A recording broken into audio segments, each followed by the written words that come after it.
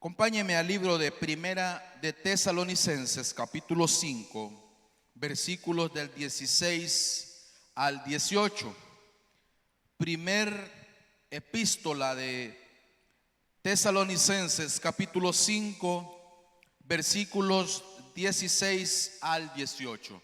Y el tema de esta hermosa tarde es 3 elementos esenciales en la vida del creyente. Son más los esenciales en nuestra vida, pero vamos a hablar de estos 3 puntos esenciales. Y dice la palabra del Señor: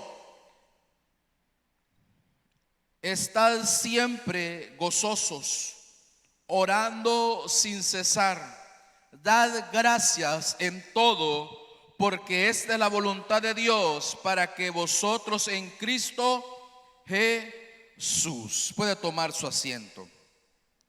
Y el primer punto de esta hermosa tarde es la oración. Dile el que tiene a la par: una de los elementos esenciales de su vida es la oración. Dígale. ¿Y por qué es importante orar? Porque orar es hablar con Dios. Y si a nosotros como hijos de Dios no nos gusta orar, entonces nosotros no estamos teniendo una relación con Dios. Porque a cada instante de nuestra vida es vital la oración. La oración en nuestra vida no es algo que tiene que ser hoy o mañana o pasado, es algo vital en la vida del creyente, la oración. La oración diaria, la oración continua. Y leíamos en su palabra lo que dice el 16: estad siempre como gozosos, orad que sin cesar. Dice la palabra del Señor: estar siempre gozosos, no tristes, sino como con gozo, con alegría. Y más abajo dice: oren sin cesar. Orar es todos los días. Nos despertamos por la mañana a decirle gracias, Padre, por este nuevo día, por esta nueva semana, por este nuevo mes que vamos a iniciar. Hemos entrado a un nuevo mes, al mes de julio, que el Señor en su misericordia nos permite entrar. Pero decirle al Señor: Señor, gracias por esta semana que voy a iniciar de trabajo. En tus manos te la deposito. Sea cual sea, Señor, el problema que se va a presentar, nosotros debemos de anticiparnos antes de que ocurran las cosas y decirle: Señor, en tus manos pongo esta semana. Quien se quisiera levantar en contra de mí, quien quisiera poner trampa, quien quisiera hacer algo en contra de mi vida, en contra de mi familia, en contra de este hijo de Dios, de esta hija de Dios, desde ya te lo pongo en tus manos. Que seas tú quien limpie mi camino. Señor, en tus manos pongo esta semana el trabajo. Señor, todo aquel que se quisiera levantar, aquel compañero que, mire hermano, si el enemigo se mete en un instante, en un segundo. Cuando usted llega a su trabajo, usted llega contento, usted llega con gozo, usted llega con alegría, porque va a laborar. Pero de presto hay alguien que se levanta, hay alguien que le roba la paz, hay alguien que le roba la bendición. Pero por eso dice el Señor: oren sin cesar. ¿Por qué? Porque cada día de nuestra vida siempre habrán luchas, siempre habrán dificultades.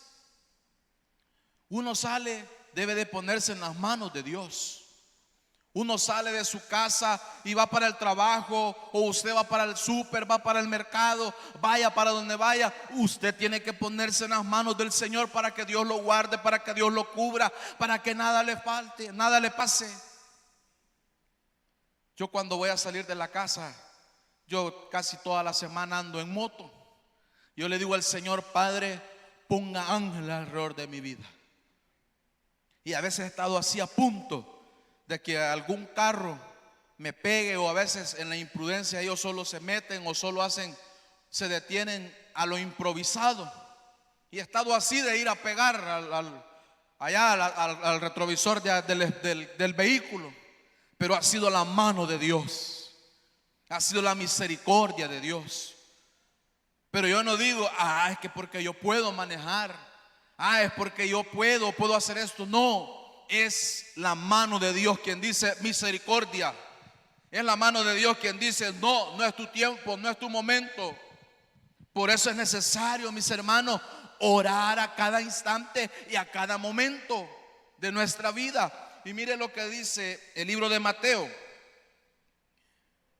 Y nosotros tenemos un gran ejemplo, y es Jesús. Él siendo el Hijo de Dios, Él siempre oraba. Él siempre buscaba el auxilio del Padre. Libro de Mateo capítulo 14, versículo 22 al 25. Y dice la palabra del Señor: enseguida Jesús hizo a sus discípulos entrar en la barca e ir delante de él a la otra ribera, entre tanto que él despedía a la multitud. Despedida la multitud, dice el 23, subió al monte ¿a qué? A orar aparte. Y cuando llegó la noche estaba ahí, ¿cómo? Solo. Jesús tomaba un tiempo para orar. ¿Usted cree que los demonios huían solo porque él era el Hijo de Dios? ¿Usted cree que él aún nunca vamos a encontrar en la Escritura que diga que Jesús, porque tenía la cobertura del Padre, él no buscaba el auxilio? ¿Cómo no? Y lo hizo para dejarnos un ejemplo claro y vivo, que aunque tengamos a Dios de nuestro lado, es necesario apartarnos para Dios en oración. Es cierto, Dios lo guarda. Es cierto, Dios lo bendice. Es cierto, Dios escucha su clamor y escucha su oración. Pero ¿qué es necesario? Que nosotros busquemos al Padre en oración. Es necesario que nosotros busquemos al Señor en oración. Y dice que Jesús, mientras la multitud se iba, Él dijo: voy a orar, voy a pedir el auxilio del Padre. Mientras nosotros estamos, mis hermanos, muchas veces pasando por problemas, pasando por circunstancias, pasando por necesidades, nosotros lo único que nos resta es hacer lo que hizo Jesús: apartarnos y buscarlo en oración. Porque mientras usted está aquí orando, Él está trabajando en su milagro y Él está trabajando en su vida. Mientras usted y yo buscamos al Señor en oración, Él se glorifica. Y dice el 24: y ya la barca estaba en medio del mar, azotada por las olas, porque el viento era contrario. Mas a la cuarta vigilia de la noche Jesús vino a ellos andando sobre el mar. Y los discípulos, viéndole andar sobre el mar, se turbaron diciendo: un fantasma. Y dieron voces ¿de qué? De miedo. Pero enseguida Jesús les habló diciendo: tened ánimo, yo soy, no temáis. ¿Qué nos dice el Señor en esta tarde? Tengan ánimo, no teman, yo estoy con ustedes. Y si yo estoy con ustedes, y si ustedes me buscan en oración, ténganlo por seguro que yo siempre voy a estar por ustedes peleando sus batallas. Pero ¿qué es necesario y es esencial en nuestra vida? Es la oración. Usted y yo no dejamos de comer y hacemos 6 tiempos. Hacemos el desayuno y por ahí como eso de las 10 decimos: me voy a tomar un refrigerio o un break para mientras llega el almuerzo. Y usted viene y toma aquel refrigerio y llega el almuerzo y usted ya está afligido, ya el estómago ya está pidiendo.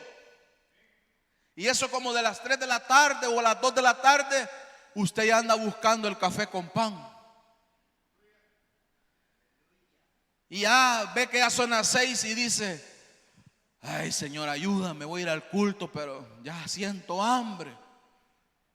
Ayúdame, Señor, para las 8 que termina el culto. Ojalá que termine rápido para poderme ir e ir a comer. Así como saciamos este vientre natural, cuánto más no poder saciar nuestra alma con la oración. Y la oración, ¿a quién le es beneficioso? ¿A Dios o a usted? Nos es a nosotros. Los beneficiados somos nosotros. El Señor dice en su palabra que todo aquel que le busca, le halla. Todo aquel que toca, se le abrirá.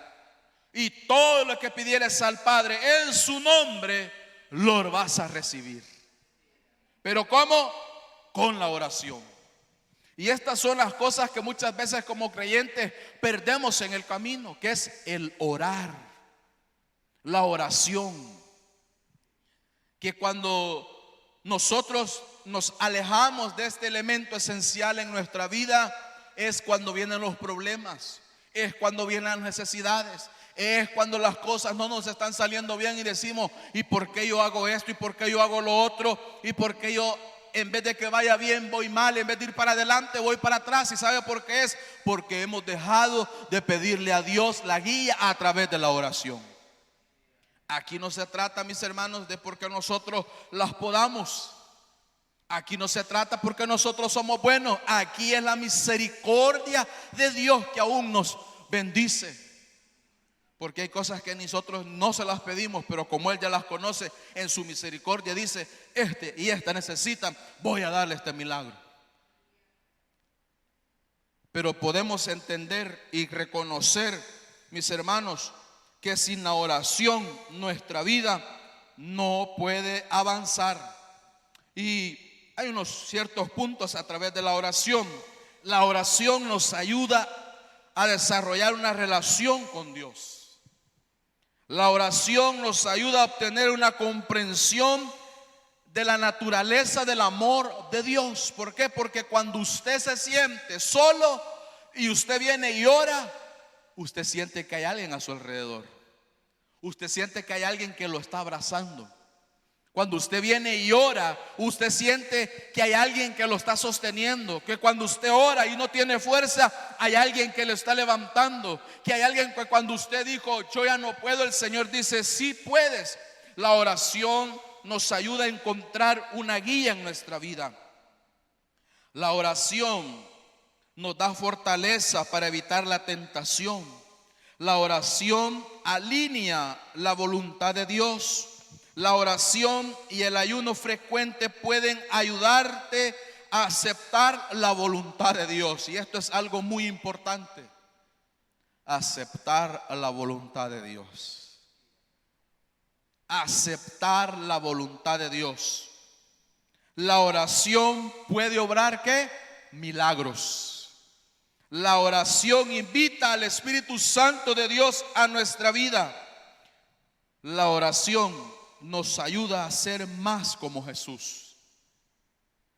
Y ya vimos un ejemplo. Y vamos a ver varias porciones de la palabra del Señor donde hablan que Jesús se apartó. Y hubo una que el Señor les dijo a sus discípulos: quédense ustedes aquí mientras yo voy a orar. Y mientras Jesús se fue a orar, los discípulos se quedaron en una oración ferviente. Los discípulos se quedaron en una oración con fuego. Los discípulos eran como nosotros, los de la Rey de Reyes, que cuando dijeron va a haber ayuno, todos nos quedamos a la oración. No, los discípulos, el Señor los encontró durmiendo. Los discípulos estaban dormidos. Y Él les dijo, y no han podido orar ni siquiera una hora, les dijo. Y así nos sucede a nosotros, que muchas veces nos olvidamos de la oración. Yo no sé a cuánto les ha pasado que nos agarra la tarde, nos bañamos, nos cambiamos y de hablar con Dios se nos olvidó. Ahí vamos en el camino, Padre, perdóneme que ya ni gracias le pude dar. Y a veces por eso nos pasan cosas en el camino, nos pasan circunstancias. Y es vital. Y mire lo que dice Daniel. Vamos al libro de Daniel capítulo 6. Daniel 6.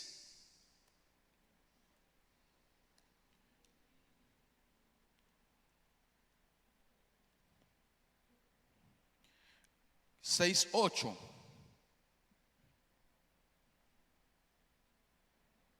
Y dice la palabra del Señor: ahora, oh rey, confirmado el edicto y fírmalo para que no pueda ser revocado conforme a la ley de Media y de Persia, la cual no puede ser abrogado. Firmó pues el rey el edicto y la prohibición.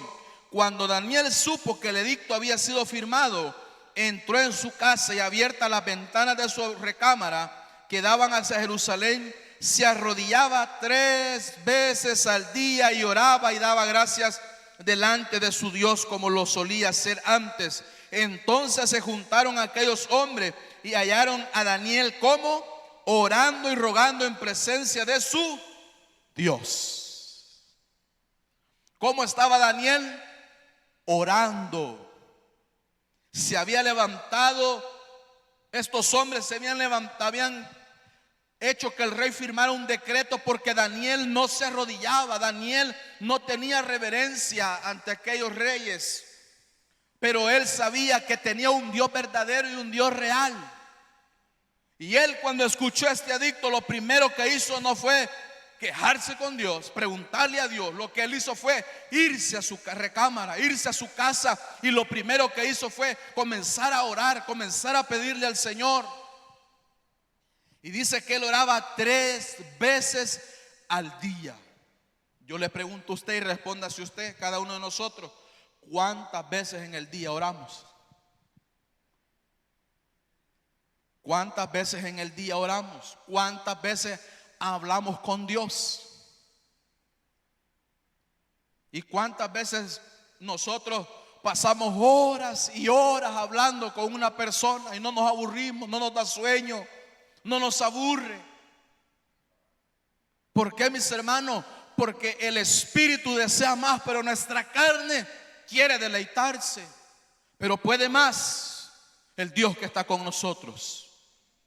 Pero ¿de qué hizo Daniel? Fue y se metió a su recámara. Y más adelante dice que lo encontraron orando. Ellos pensaron que iban a encontrar a Daniel preocupado, angustiado, abatido en qué iba a hacer o qué iba a suceder. No, lo encontraron orando y pidiendo el auxilio de Dios.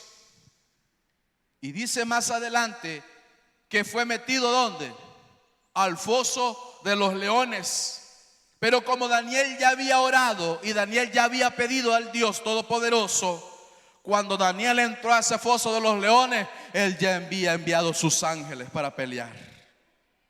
Y dice que cuando Daniel entró, Daniel pudo ver que un ángel durmió los leoncitos. Mire, la mano de Dios. Y aquel rey preocupado le gritó a Daniel para ver si estaba vivo o estaba muerto. Y le dijo: oh rey, vive mi Dios, que él envió un ángel y cerró la boca de los leones. Porque solo la oración puede romper todo aquello que el enemigo o todo aquello que se levante en contra de nosotros. Solo la oración puede ser eficaz en nuestra vida. Los problemas no se solucionan en nuestras fuerzas. Los problemas, las angustias, las enfermedades no se solucionan. No las tiene el médico, no las tiene el cirujano.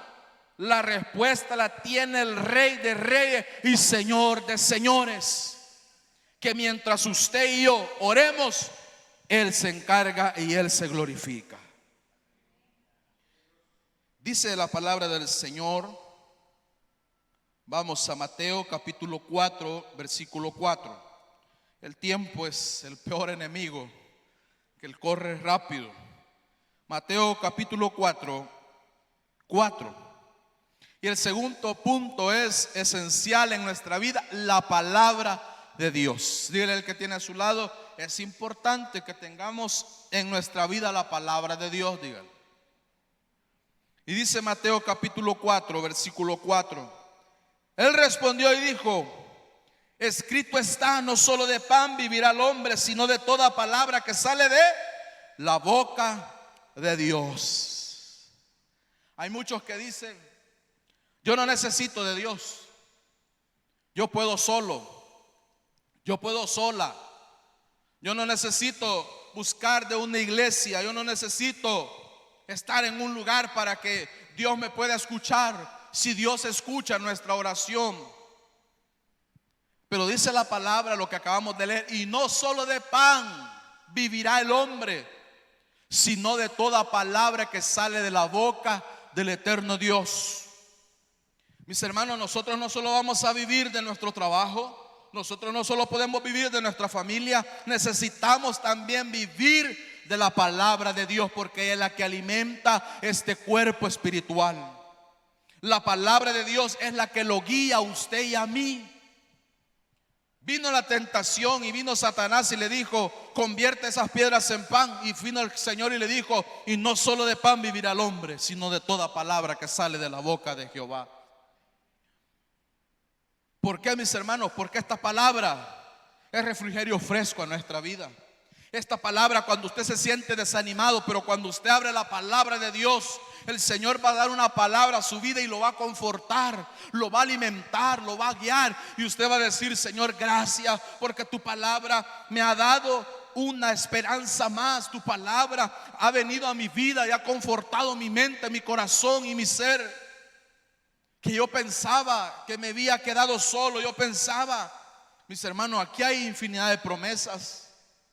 En la palabra del Señor hay muchas promesas que Él nos ha hecho y que se cumplirán en nuestra vida. Pero es necesario esta palabra. Mire lo que dice Salmos 116. Uno de los libros largos.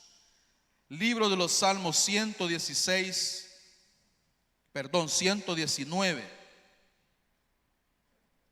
119, 103 al 105. Y dijo el salmista: cuán dulce son a mi paladar tus palabras, más que la miel a mi boca. De tus mandamientos he adquirido inteligencia, por tanto he aborrecido todo camino de mentira. Y mire lo que dice el 105. Lámpara es a mis pies tu palabra y lumbrera ¿a qué? A mi camino. La palabra del Señor es nuestra guía. La palabra del Señor es nuestra lámpara. No necesitamos, mis hermanos, lo que decía más atrás. Decidí no tomar, decidí no adquirir inteligencia.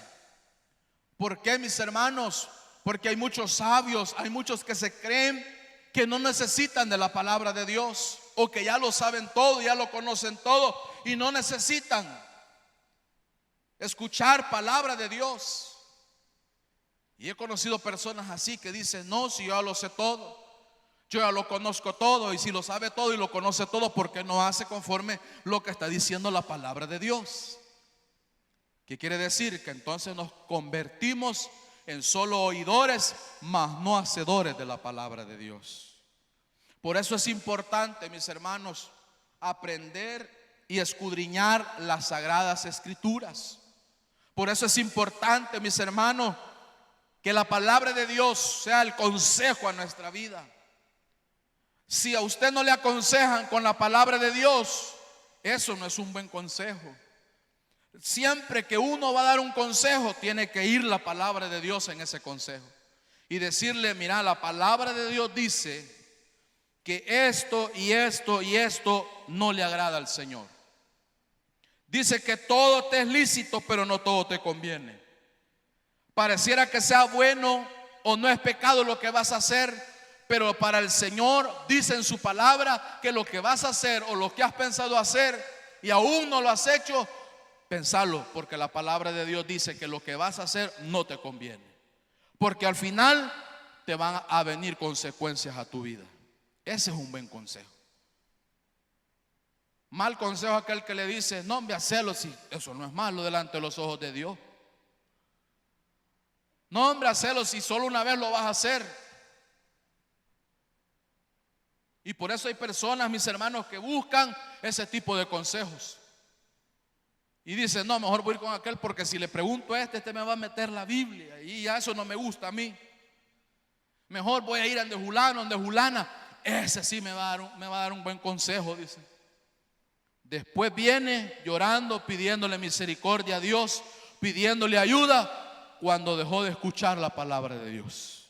El mejor consejo y la mejor sabiduría está en la palabra de Dios.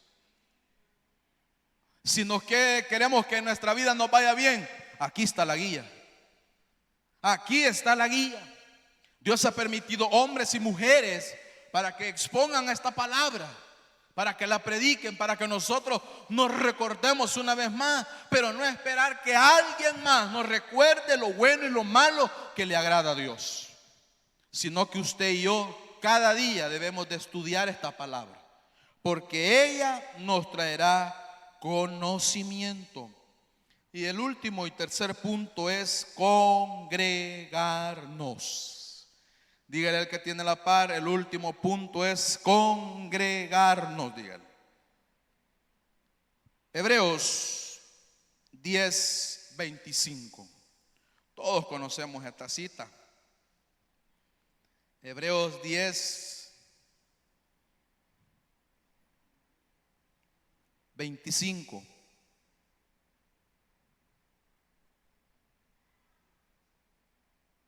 Y dice la palabra del Señor: no dejando de congregarnos como algunos tienen por costumbre, sino exhortándonos, y tanto más cuando veáis que aquel día se acerca. Si la venida del Señor está pronto, mis hermanos. Lo que sucede es que muchas veces nosotros decimos, quizás el Señor se le ha olvidado. O hay personas que dicen, no hombre, sí, qué tiempo vienen diciendo que el Señor ya viene. Y esto es importante. ¿Y por qué es importante congregarnos? ¿Por qué es importante venir a la casa del Señor? Porque solo en la casa del Señor ahí hay refugio. Solo en la casa del Señor es que podemos adquirir conocimiento. Solo en la casa del Señor es como nosotros vamos a ser fortalecidos. ¿Sabe por qué? Porque en nuestra casa es mentira. Uno dice, voy a orar. Comienza usted orando, le llegan a tocar la puerta, ya se levanta usted. De ahí dice, voy a volver a orar. De ahí vuelve y suena el teléfono, viene usted y contesta. No hay una comunión.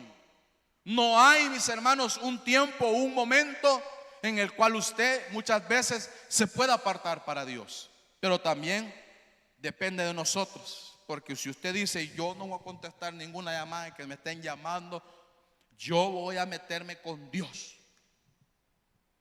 Yo voy a ir a la casa del Señor. Yo este día lunes, el día de clamor, voy a ir a orar. El día martes voy a ir a la casa del Señor. El día miércoles voy a ir a la casa del Señor. El día jueves voy a ir a la casa del Señor. El día viernes voy a ir a aprender de la palabra de Dios. Y el día domingo me voy a presentar a la casa del Señor. Y no es que se trata, mis hermanos, de muchas veces, como piensan algunos o creen algunos, o ya me han dicho este tipo de respuesta, y dicen, es que quisieran que solo en la iglesia, y solo en la iglesia, y solo en la iglesia. ¿Y qué más pueden pedirle? ¿Y qué más puede decirle? No le puedo decir, mire, vaya al cine, vaya a la playa. Y yo no le digo que esté mal, que sea un pecado, no. Porque la palabra dice que para todo hay tiempo. Pero el tiempo de Dios y el tiempo que es de Él no lo podemos utilizar. ¿Sabe por qué? Porque el tiempo no es nuestro, el tiempo es de Dios. Y hay un tiempo y hay una oportunidad para poderlo hacer.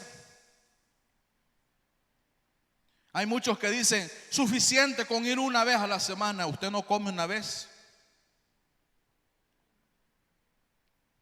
Hay una alma que saciar diariamente. Nuestro espíritu no solo come un día. Él debe de continuamente de buscar y de buscar. Yo siempre he dicho, si aquí en la tierra nosotros no buscamos a Dios, y entonces ¿cuál es el propósito de ir a los cielos? Si allá día y noche vamos a adorar y vamos a glorificar y vamos a bendecir el nombre del Señor.